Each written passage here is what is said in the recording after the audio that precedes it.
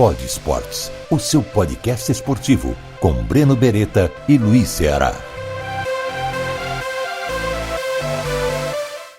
O Pod Esportes é um oferecimento do Café da Serra da Canastra, café gourmet 100% arábica. Peça já pelo site cafedaserradacanastra.com.br. E agora, o Pod Esportes já vai começar.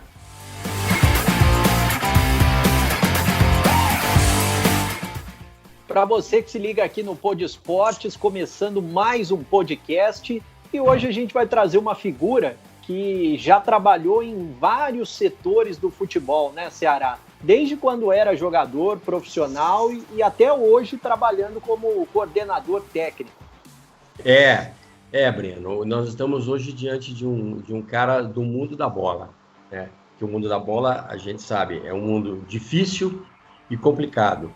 Tem gente que é muito complicada e tem gente que é muito especial. O PC é um desses especiais, né? Um cara que viveu do futebol desde as categorias de base, até hoje ele está dentro do futebol, foi jogador, jogou, não é um cara que chega... Imagina, a gente estava conversando agora há pouco, ele dizendo que estava fazendo um curso de gestão. Então, é o contrário, né? Ele primeiro sabe tudo da prática, e agora ele está correndo atrás de uma teoria, né? Então, nunca é tempo de parar, é sempre tempo de evoluir. Boa noite, PC. Boa tarde, PC. Bom dia, PC, para quem está entrando em qualquer hora. E um grande abraço para você, saúde. Fiquei muito feliz de estar aqui com você nesse momento, viu, meu velho parceiro?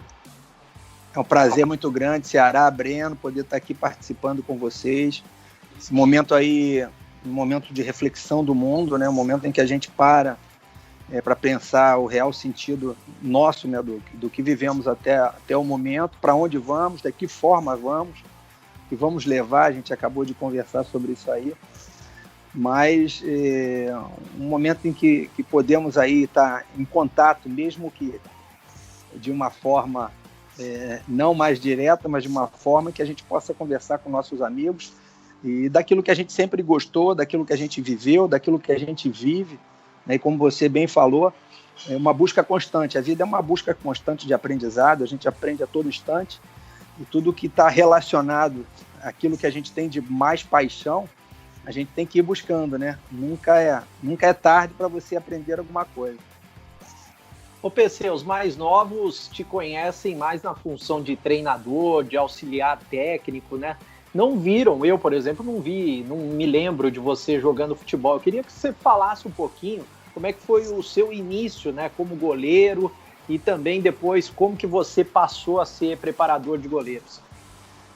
Rapaz, no Vasco da Gama eu joguei muito pouco. Eu peguei uma fase em que os goleiros ainda jogam pouco, né?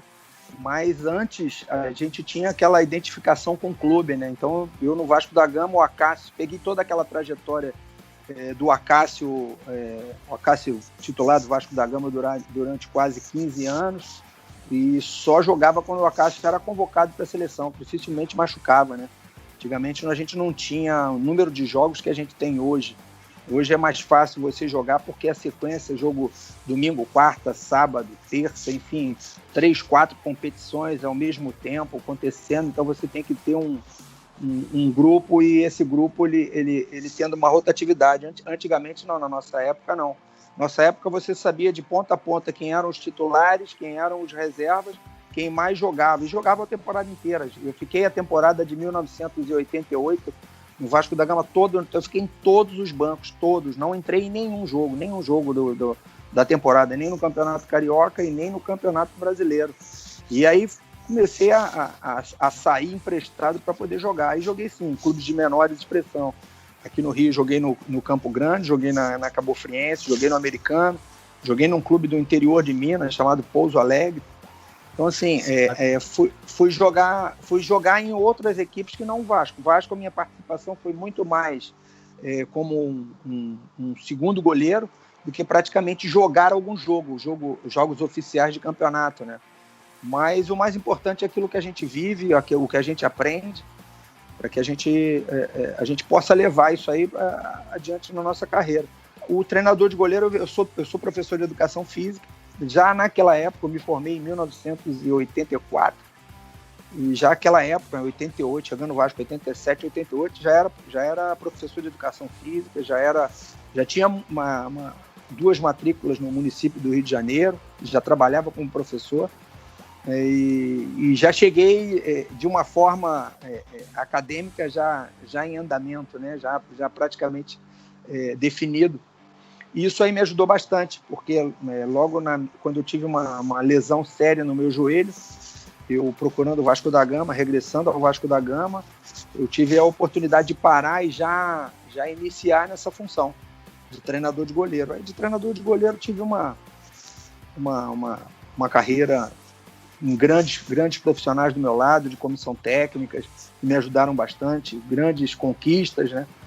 Tive o privilégio de trabalhar com grandes jogadores, grandes goleiros também, que me ajudaram bastante nesse crescimento.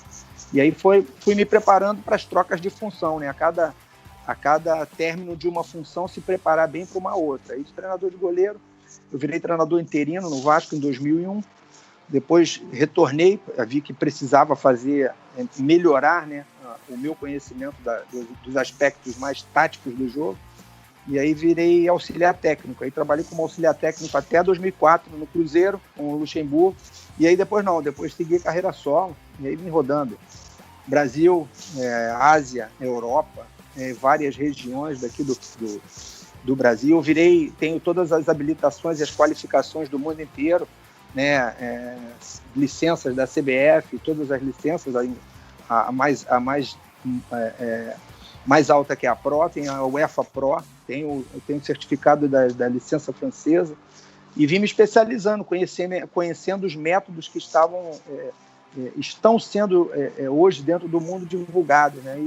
E procurando aprender a todo momento. É o que eu estou falando. Hoje eu ocupo uma função de coordenação técnica, mas muito mais para formação e transição de jovens, né, entre as categorias, que o Vasco hoje necessita de formar, fazer jogadores, criar novos valores para que ele possa fazer dinheiro no mercado, se valorizar dentro do mercado, e não existe outra forma que você não seja ter um diferencial de formação, e é nisso que a gente vem apostando.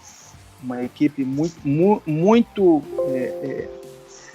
direcionada, uma equipe muito integrada, uma equipe que vive o seu dia a dia, multidisciplinar, e que a cada dia aprende e se doa em experiências que possa fazer um a um, né, ter um crescimento. E é o que a gente está acontecendo hoje, nessa coordenação, tendo um crescimento, um aprendizado muito grande em vários departamentos que até então eu, numa posição bem definida de treinador, ainda não tinha conhecimento.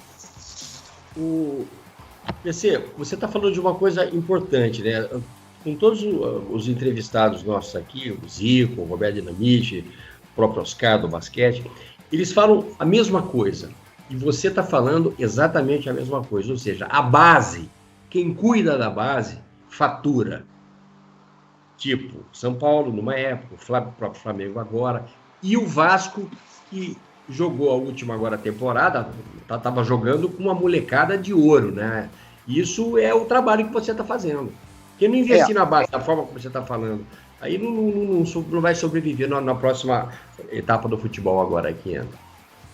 É verdade, a gente procurou, mas o importante é que os treinadores que estejam, principalmente dirigindo as equipes profissionais, eles entendam qual é hoje o perfil do clube que ele está chegando. Então, a gente teve a felicidade de contar com os treinadores. Eu cheguei em 2018 aqui, em final de maio de 2018, início de junho, e para a gente começar a criar uma metodologia própria de formação. O porquê?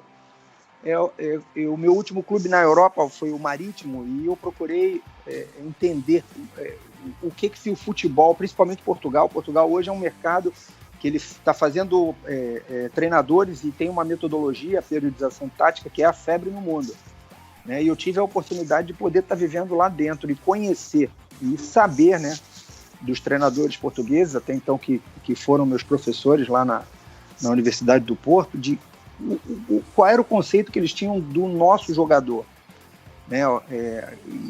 E assim, a gente tem ideias de que eles pensam que aqui o jogador já nasce pronto.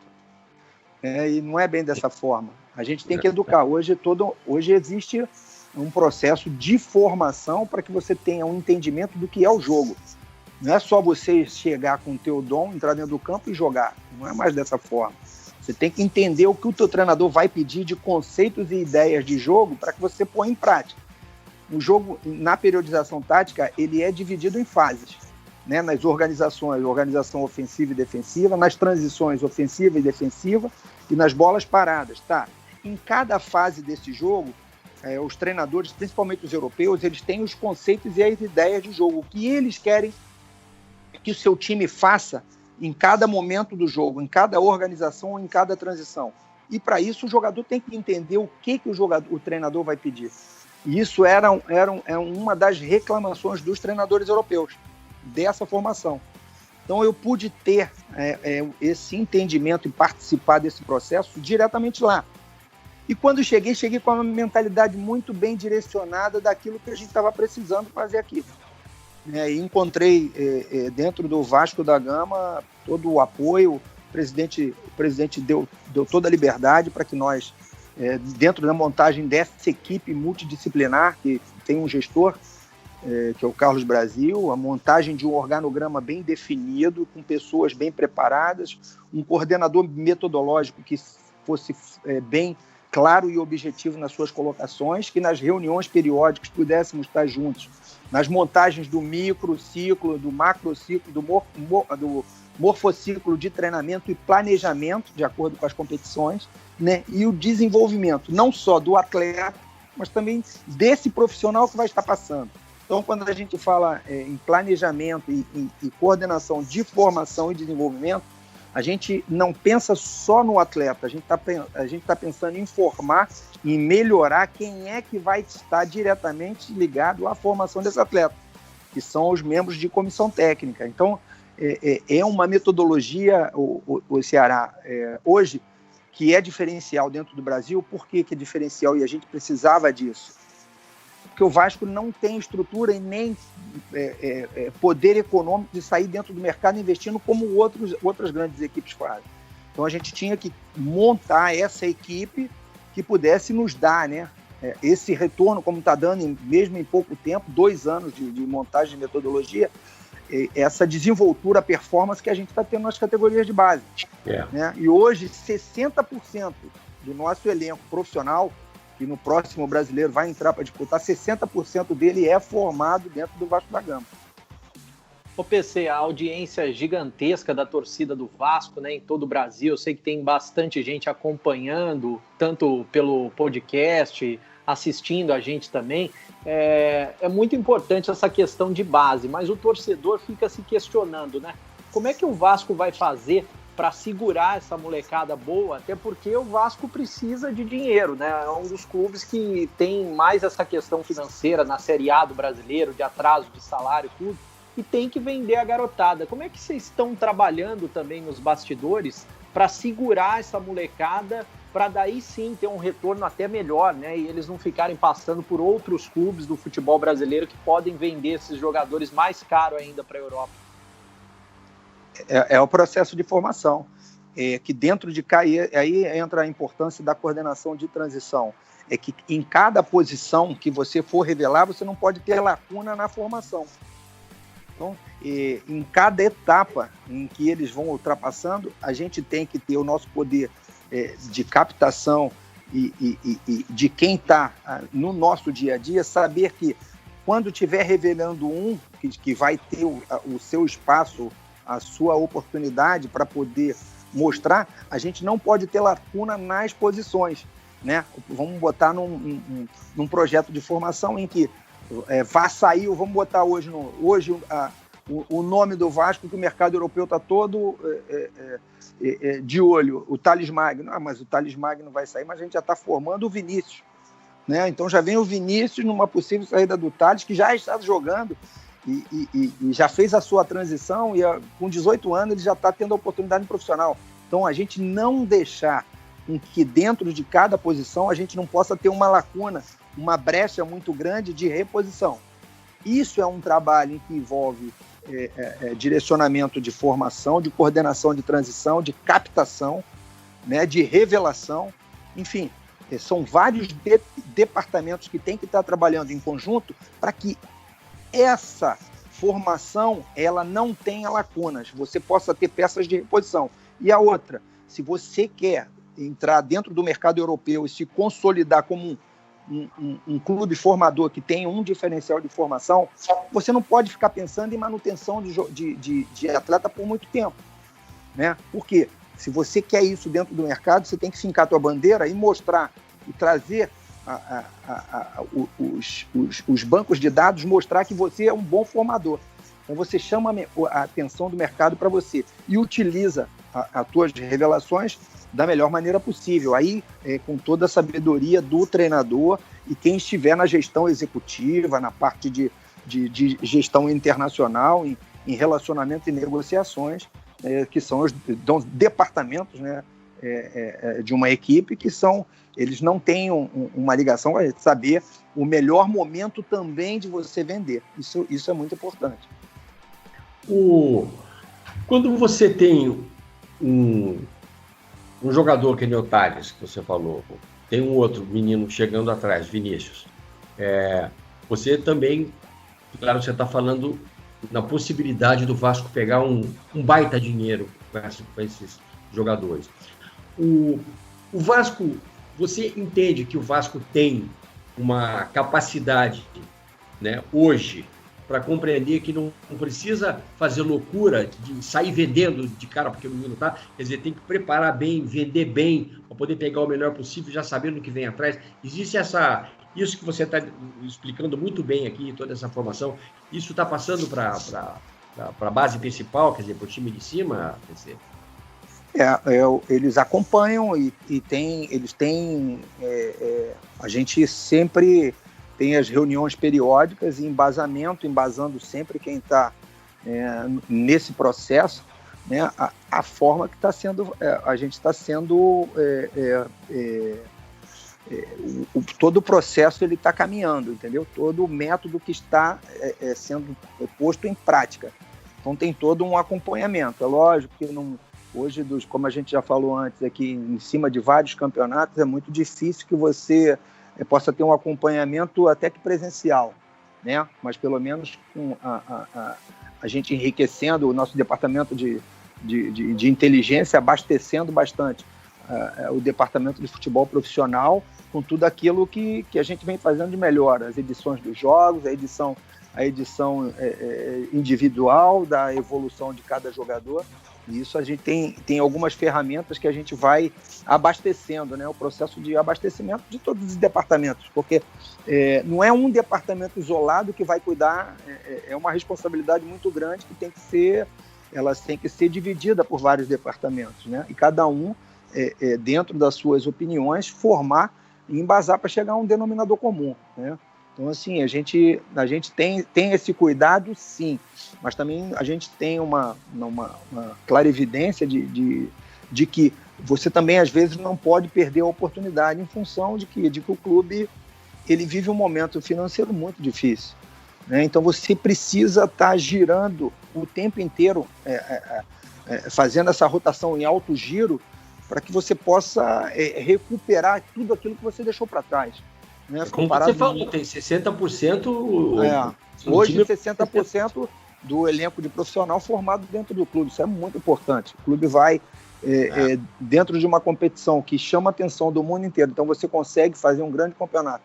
Chamar a atenção de 2 jogadores, você já está dentro da estatística do que você precisa como formador, né? Como ter um processo de que há um processo de desenvolvimento e valorização desse produto que está sendo feito dentro do Vasco da Gama. Ô PC, você vem fazendo muitos cursos, né, ao longo da sua carreira, cursos da CBF, fora do país, e a gente vê hoje muitos treinadores, né, os principais treinadores fazendo as licenças da CBF, e antes não tinha isso aí, né, a CBF não exigia. Como é que está hoje o nível desse curso da CBF, que a gente vê muitos treinadores fazendo, mas a gente não sabe, né? O público que está fora, não está lá dentro para acompanhar. Como é que está o nível hoje comparado aos cursos de UEFA, aos cursos fora do país? Então, eu sou instrutor, né, dos cursos da CBF, das licenças A, da licença B, da coordenação técnica, da análise de desempenho. E quando a gente fala instrutor, é que a gente passa de tudo de experiência que a gente já viveu e das formações que a gente vem com embasamentos de outras culturas, né? Então, e esse curso, a gente tem sempre o encontro dos instrutores para a gente poder desenvolver e melhorar ainda mais a grade curricular. Eu digo para você que hoje, dentro do Brasil, o nosso curso está entre os melhores do mundo. Tá? Esse curso não é um curso novo, esse curso ele foi colocado em prática em 2009, a CBF, antigamente se chamava Escola Brasileira de Futebol, né? Mas não se davam muita atenção, porque a exigência não era como é hoje. Hoje, se você não tiver qualificação no teu mercado, hoje você não trabalha nem no teu país, nem fora, né? E hoje, para você trabalhar, sair um treinador brasileiro para trabalhar na Europa, é muito difícil a UEFA te dar a equivalência dos cursos daqui, é uma briga nossa, né? A equivalência da licença da CBF com a licença dos outros países. Vamos colocar da Liga Portuguesa. É muito difícil você sair um treinador daqui que não tenha um registro pró, UEFA, você trabalhar nas primeiras ligas europeias, você não pode. Quando você sai para lá, você vai ter que assinar um contrato de adjunto e eles contratarem um treinador pró para assinar como treinador e você trabalhar como um segundo assistente. Então, há uma briga grande da CBF hoje em tentar que os nossos cursos possam ser reconhecidos pela UEFA, que é a que faz, perante a FIFA, toda a regulamentação do desporto e das habilitações no mundo. Agora, na Ásia, você já é reconhecido, a Conmebol, a chancela da CBF já é uma chancela da Conmebol, já foi um grande passo dado, né? Porque fica mais diretamente falando, você procurar um reconhecimento das suas habilitações de confederação para confederação, e não de uma confederação brasileira para uma UEFA. Não é melhor Conmebol, UEFA direto, que se falam de confederação para confederação, né? A conversa entre os presidentes é mais direta. Aqui não, aqui a gente tem que chegar de um representante para se chegar lá, né? Então, há nesse momento um processo de entendimento de equivalência das licenças europeias com as nossas. E a partir desse momento vai ser... aí sim, o treinador brasileiro vai ter a habilitação necessária para poder trabalhar em qualquer canto do mundo, que até então ninguém cobrava. Então você via treinador brasileiro espalhado pelo mundo, hoje você não vê. Hoje, se você for monitorar o mercado internacional, as bandeirinhas que eles cravam em a maior parte, as principais ligas do mundo, a bandeira que você...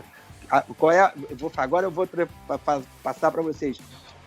Hoje, nas principais ligas do mundo, qual é a bandeira de qual país que tem mais treinadores trabalhando nas principais ligas do mundo?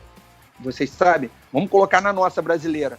Qual é a bandeira dos treinadores do exterior? Qual é o país que mais tem profissional trabalhando hoje no Brasil?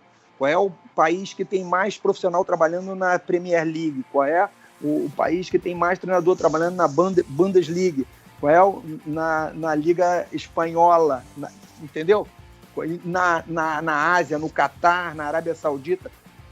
Isso eu estou falando para você entender um pouco o que é metodologia, por que você tem que estudar para você entender qual é o processo global do futebol, que o futebol está girando. Então, eu vou adiantar para vocês, Portugal. Portugal hoje tem espalhado no mundo inteiro o maior número de treinadores em todas as ligas. Então, a gente tem que procurar entender qual é o modelo, qual é a metodologia implantada hoje em Portugal. Por que eles andaram na frente dos outros, entendeu? Por que eles passaram hoje a ter uma facilidade de estar ganhando os mercados que antes a gente tinha. Porque o Brasil chegou a ter sabedoria de treinadores. Né? Hoje não tem. Hoje você não tem. Não tem porque os que foram lá, tipo Luxemburgo, por exemplo, que é um cara maravilhoso e tal, mas ele teve problema no Real Madrid. O Filipão não foi bem na Europa, foi em Portugal um pouco, com a seleção, tá, depois, mas aí foi pro Chelsea, miou. É por causa disso, esses caras queimaram o filme, não? Não, eu acho que assim, tudo é uma questão de adaptação. É a forma como a gente vai chegar. A forma como a gente chega em qualquer lugar diferente que você chega para fazer o teu modelo de gestão, porque o modelo teu de gestão para se ganhar foi o que você desenvolveu dentro do campo, foram os resultados, né? Mas até para você conseguir resultado, isso aí está envolvido uma série de fatores, né? A gestão do dia a dia, a gestão do vestiário, a gestão de pessoas, o interrelacionamento. E isso, quando a gente chega em um outro local, a primeira posição nossa é a gente procurar se adaptar ao local que a gente está chegando. A gente está chegando no nosso país, né? Por exemplo, aqui a gente troca de clube para clube, mas a gente está dentro do nosso país. Mas quando a gente troca de país, a gente tem que conhecer a cultura, a origem, a educação, a forma como aquele país, como é que esse clube andou até aqui. Eu estou chegando nesse clube, eu vou me adaptar o mais rápido possível, porque eu quero ter uma continuidade, uma longevidade muito grande aqui, porque é um mercado que eu busquei até então. Isso aí se aplica também a jogadores, né? Claro. Porque, por exemplo, eu ouvi de jogador de seleção brasileira, né? Eu não vou dizer o nome, evidentemente, porque isso é uma informação que eu realmente não quero dar. Mas eu ouvi de mais de um jogador assim, mas aqui não tem noite. E eu dizia, fica quieto aí, meu irmão. Ou outro, mas a comida daqui é horrorosa.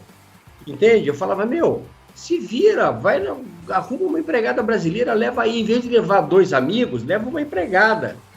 Entendeu? Entendi. O cara tem que se adaptar, né, PC? Senão, como é que isso que você está falando?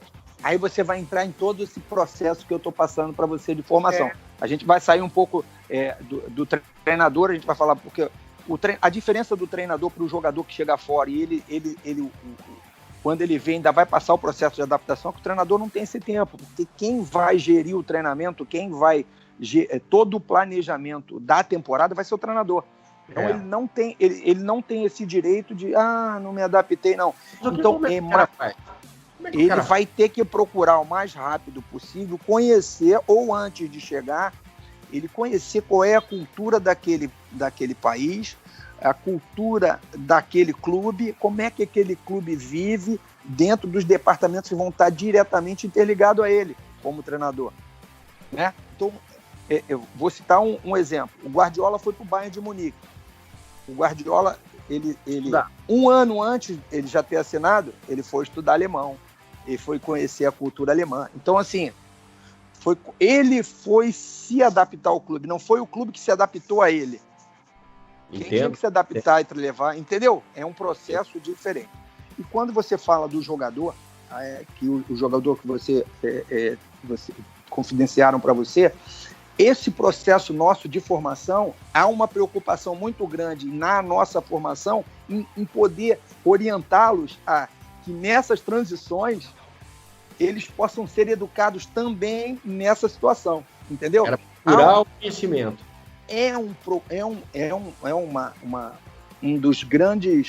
Uma das grandes preocupações nossas também na formação é formar para esse processo. Porque na hora que chegar, esse cara chegou diferente, entendeu, Ceará?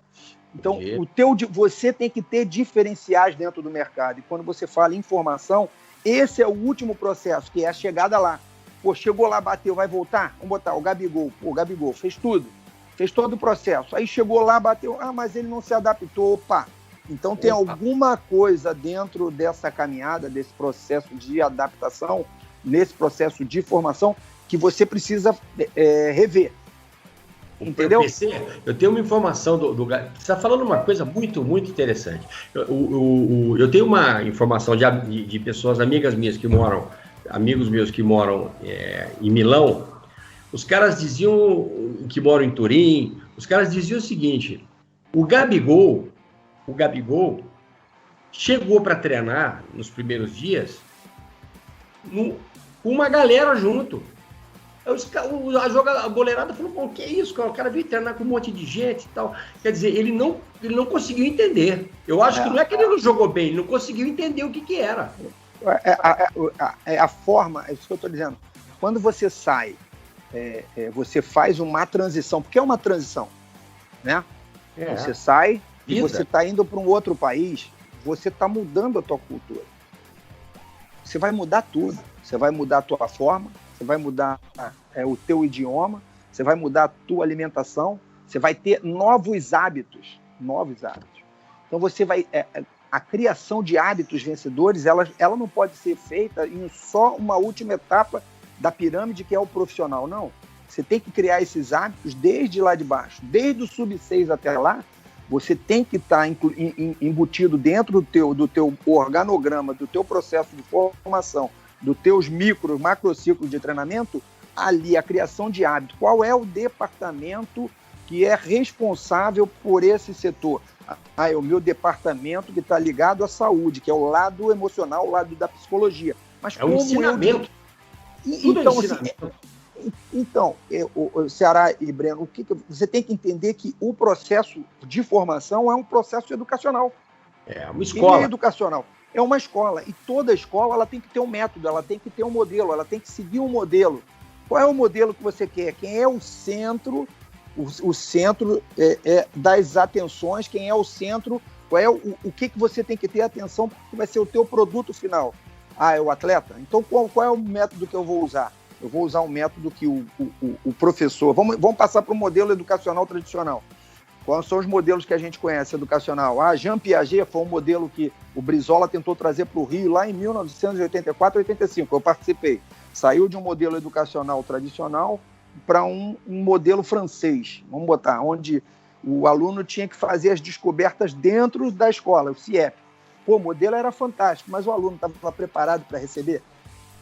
Não estava. O aluno brasileiro, naquele momento, o carioca, ele estava pronto para ele escolher, saber o que ele quer? Nada. Porque até então, dentro de um modelo educacional tradicional, o professor era ele que ele era um orientador, aqui. Então, a fase de formação de um atleta também passa por um sistema educacional. Você tem que educar eles, você tem que criar hábito neles. Por quê? Geralmente esses meninos estão vindo de famílias que geralmente você tem que educar o pai também. Então você vê, você está tirando ele, olha como é que é um processo complexo. Você está tirando ele de dentro da casa dele, trazendo ele para cá, por um sistema completamente diferente do que ele vivia lá, e o pai começa a enxergar no menino a solução da família, o cifrão vem no olho dele quando você vê, e começa um processo inverso daquele que você está fazendo. E você está educando, ele está deseducando. Então, o que você tem que fazer? As orientações, a parte de pedagogia, de assistência social, enfim. Olha que eu estou falando para você como é que é bem complexo. Sim. Olha onde a gente já está entrando num departamento de psicologia, assistente social, pedagogia, orientação educacional. Tem clubes no Brasil que estão adiantados, como você falou do Vasco. Tem outros também que eu sei que estão nesse nível. Mas o que é muito difícil é você implantar isso na maioria dos grandes clubes. O tempo. Porque senão você vai ter... Ceará, é o tempo. Né? Por quê? Porque as gestões, as plataformas políticas dos clubes, por exemplo, vai terminar a gestão desse presidente agora. Trocando a gestão, eu não sei se quem vai entrar vai estar interessado no que está acontecendo, ou se vai achar que vai entrar com uma fórmula melhor, uma fórmula diferente e que vai botar pessoas de sua confiança, e não vai olhar todo o processo que está sendo feito. Não sei, não sou político, entendeu, Ceará? Eu não sou político. Eu não vim para o Vasco porque eu sou amigo do presidente. Eu vim para o Vasco porque eu trabalhei em 1987, 88 como jogador com o presidente Calçada. Depois eu voltei em 92 com o presidente Calçada como treinador de goleiro. Fiquei em 92, 93, 94, 95 eu saí. Retornei em 99 com o Eurico presidente como treinador de goleiro. Depois fui feito treinador interino em 2001 pelo Eurico. Saí em 2002 do Vasco da Gama, voltei em 2010 com o Roberto Dinamite, presidente, como treinador. Saí do Vasco em 2011 e retornei agora em 2018 com o Alexandre Campelo. Ou seja, eu trabalhei no Vasco de 87 até hoje com todos os presidentes, todos. Então, eu digo bem claro, falei isso ontem no Sport TV, eu participei do Troca de Passes com o Pedrinho, com o Grafite e com o Petkovic. Eu não sou político, eu sou profissional de futebol, como a gente estava falando antes. Eu vou estudar, eu desconheço vários segmentos hoje que eu sei que eu necessito melhorar minha aprendizado para eu poder ajudar em alguma forma o futebol e prolongar a minha vida dentro dele, independentemente da função. Hoje eu estou coordenador, fui treinador de goleiro, fui assistente. Hoje eu estou coordenador. Eu estou buscando cada vez mais me aperfeiçoar, porque é a minha vida, é onde eu quero ter o maior tempo possível, mas sendo produtivo. Entendeu? É por isso é que eu estudo, é por isso é que eu pesquiso, é por isso que eu procuro estar bem informado, porque na hora que a gente vai estar com pessoas inteligentes como vocês, a gente ter desenvoltura naquilo que é esse processo, que é o futebol complexo, de pessoas que a gente sabe que não são, às vezes, pessoas que são da nossa índole, mas é o que a gente ama, é o que a gente escolheu e é onde a gente vive. Então a gente tem que se adaptar a ele. Beleza. O PC, o futebol no passado era um pouco na contramão disso, né? Não tinha tanto essa questão de planejamento, de inteligência por trás, tanto categoria de base, até chegar no profissional. Você que trabalhou muito tempo em grandes clubes do futebol brasileiro, mas deve ter muita história curiosa de bastidor também que você deve ter passado. Eu queria que você contasse alguma história curiosa junto com o Eurico Miranda no Vasco, porque o Eurico, ele é uma lenda no Vasco, né? E tem alguma história curiosa que te marcou aí, que você poderia contar? Tem todas as que ele não pode contar. Cara, tem... O Eurico foi um cara... Ele botava a bandeira do Vasco, levantava, ele não queria saber mais quem é que estava do lado, quem estava contra. O negócio era o Vasco. Ele fazia tudo pelo Vasco. E, tem várias. Uma vez a gente foi jogar num torneio Rio-São Paulo, num jogo contra o Palmeiras, aí o Ceará devia estar fazendo esse jogo, não lembro qual era o ano, 93, 94, e nós viajamos até São Paulo e ele falou, não vai ter jogo, porque o horário não batia, até então o departamento de fisiologia, que trabalhava com a recuperação dos atletas, o tempo era menor do que, se eu não me engano, na época, do que 72 horas. Você lembra disso? Você lembra disso, Ceará?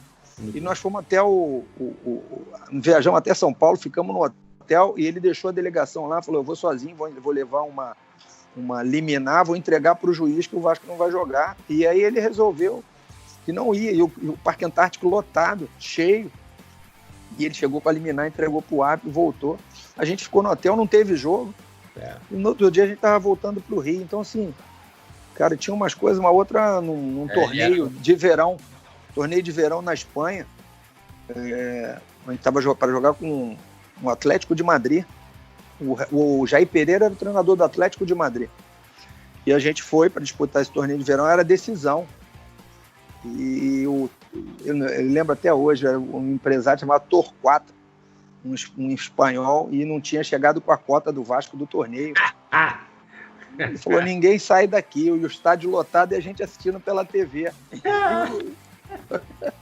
Ele mandou farda todo mundo, fica fardado, e na hora que ele vier chegar aqui pagar, a gente sai, já entra lá dentro do campo, já entra jogando. Então, assim, umas coisas de outro mundo, mas só era ele, foi um cara que eu não tenho que falar nada, só tenho que agradecer, porque foi um cara que me ajudou a minha vida inteira, me levou, me deu a oportunidade de ser treinador de goleiro, de virar treinador, enfim, eu só tenho a agradecer ao Eurico as oportunidades que ele dentro do Vasco me fez ter, né, como profissional.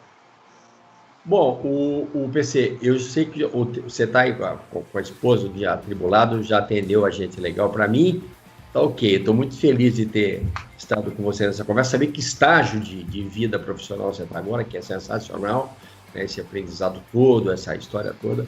E a gente, como ser humano e como profissional, a tendência nossa é sempre quando como você disse, quando a gente estuda, quando a gente não para, a gente evolui, não tem como não evoluir. Principalmente sabendo que isso pode reverter coisas muito boas para os meninos da base. Um exemplo, você disse aí, eu pensei na hora, quando você falou de pais, se o pai do Neymar, isso já é opinião e é crítica minha, não tem nada a ver com você, eu não quero misturar você com isso. Se o pai do Neymar fosse um outro cara, outro tipo de gente, tivesse tido um aprendizado, o Neymar tinha pelo menos 3 títulos de melhor do mundo. Deixou escapar isso na mão pela vida que ele tem em volta, de não estar focado naquilo que ele tem que fazer na vida, que é jogar em altíssimo e altíssimo nível. Porque ele tem o dom, ele só não treinou o suficiente e não conduziu o suficiente a vida dele. Ok, dito isso, muito obrigado, grande abraço, saúde, foi um prazer muito grande te ver e eu te ouvir também. Prazer é meu, você, o Breno aí, a gente, falar de futebol, a gente fala, a gente vai varar a noite aqui, mas a gente tem as nossas responsabilidades, mas fiquei muito feliz em poder te ver, te rever, você é um grande amigo que eu tenho no futebol, então, ó, mais um que você vai estar e vai falar, foi com o PC. A gente teve grandes momentos, você ali do meu lado, me entrevistando, sendo paciente também, que eu era na beira do campo, era um cara chato demais, e você sempre foi um cara espetacular, que todos nós respeitamos e gostamos. Isso é difícil no futebol do Ceará. Um grande beijo para vocês, sucesso no programa de vocês e a gente fica na torcida. Ô, PC, só para encerrar com você gosta de café, PC? Adoro café. Gosto muito. Gente vai mandar um cafezinho especial para você, o Café da Serra da Canastra, que é um café gourmet, é o nosso patrocinador aqui. E o Ceará tem tomado todos os dias o café da Serra da Canastra e indicado para os amigos dele, porque ele não indicaria coisa ruim, né?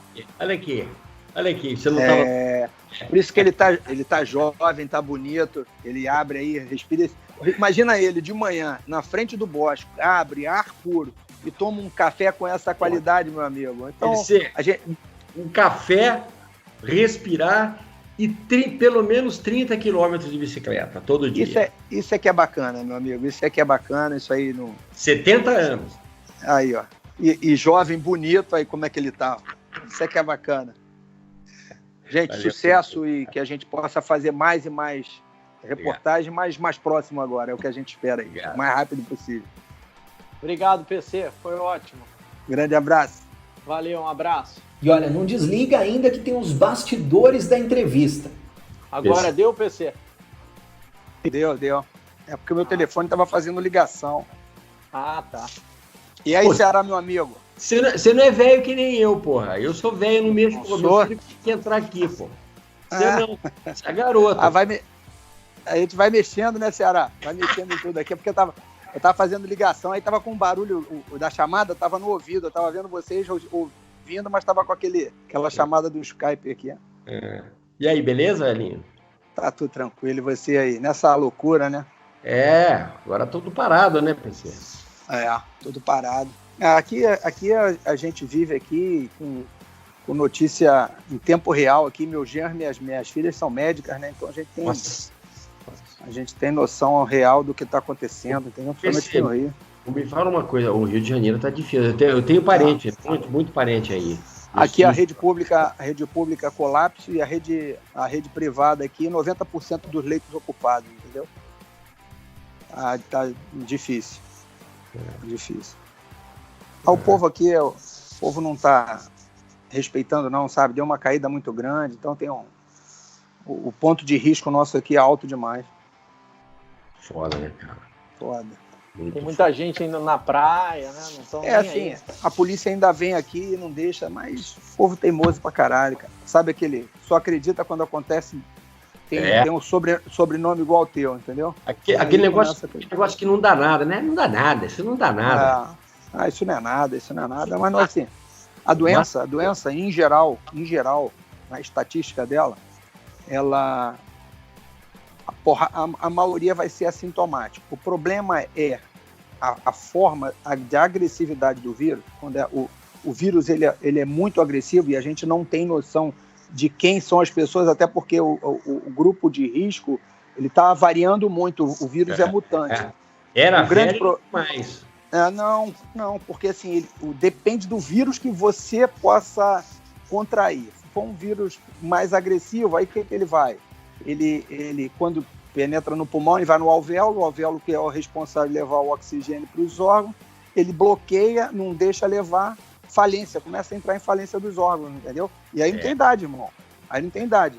Aí você precisa do tubo para oxigenar, mandar o oxigênio e aí ir recuperando aos poucos. Aí você tem o tempo, aí entra a idade. Porque os mais novos têm a capacidade de recuperarem mais rápido. Aí o tubo eles usam menos tempo. Os mais velhos necessitam de um tempo maior no tubo. Entendeu? Aí por isso que você não tem um controle. Você passa a não ter um controle porque você não sabe quanto tempo cada pessoa vai precisar de um respirador. Entendeu? Mesmo uma parte mínima da população que vai precisar, mas essa parte mínima da população, o sistema de saúde ele carece, ele não consegue atender todo mundo. Esse é o grande problema. Os caras acharam que era só cara de velho e rico e classe média que pegava, acabou isso. Vou te falar, uma coisa que as pessoas estão morrendo de coronavírus por uma coisa que não tem preço, não tem dinheiro que compre, e ele é de graça, chama ar, oxigênio, entendeu? Todo mundo tem direito a respirar, e as pessoas estão morrendo por falta dele. Isso é uma tremenda lição do Papai do Céu, né, cara? É isso aí. Tô dando para vocês de graça, vocês estão queimando tudo, vocês estão infestando tudo, vocês querem que se foda, entendeu? Então, agora vocês vão sentir a consequência dessa porra. Até que vale uma cafungada de manhã. Cara, você sabe que eu moro em casa e a minha casa é uma casa que tem uma parte embaixo também, né? Então, onde tem quintal e tal. Então, a minha janela é em cima. Então, eu abro a janela aqui onde eu moro em frente ao bosque. Aí eu abro a janela, tem um bosque. Tem um ar, cara, um gelado, gostoso de manhã. Aí eu fico pensando, todo dia eu tô pensando nisso que você tá falando. Eu rezo na janela, eu falo, Jesus. Tem que agradecer a Deus todo dia. Não, você tem que estar dando você tem que estar dando uma lição. Não é possível. Porque isso é de graça. Se não cuidou, agora aqui está vindo. É verdade. E a outra é a lição de que o mundo não é virtual. O mundo é o mundo real. O mundo de que a gente precisa resgatar valores, conceitos que as pessoas passaram a usar. O celular virou a vida das pessoas, entendeu? A gente vive no mundo virtual, no mundo real, da rede social.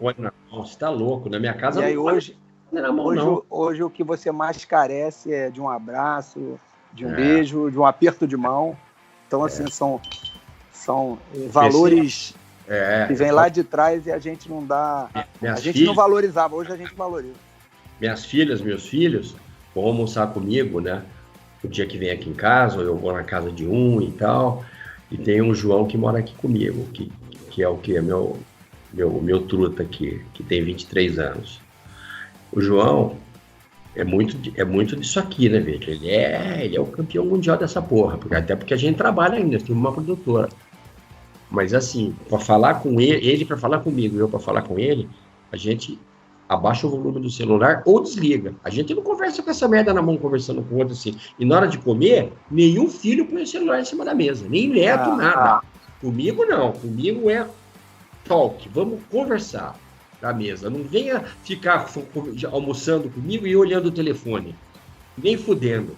Sai da mesa, ou eu saio da mesa, você escolhe. Ou o telefone, de nós três, é sair da mesa. Não é? Porque senão o que você vai fazer? Você vai ficar maluco, porra. O cara não fala com você, não sabe o que tá falando. Tá comendo e tá olhando. Que isso não é comer, pô. Comer é uma coisa sagrada, é igual a... A comida é sagrada, pô. Sagrado. Nós estamos num momento de busca de significado. Qual é o significado da minha vida até esse momento? O que eu vivi até agora? O que eu vou ser pós-pandemia? O que eu vou levar comigo que eu caminhei até agora e o que eu vou deixar para trás, entendeu?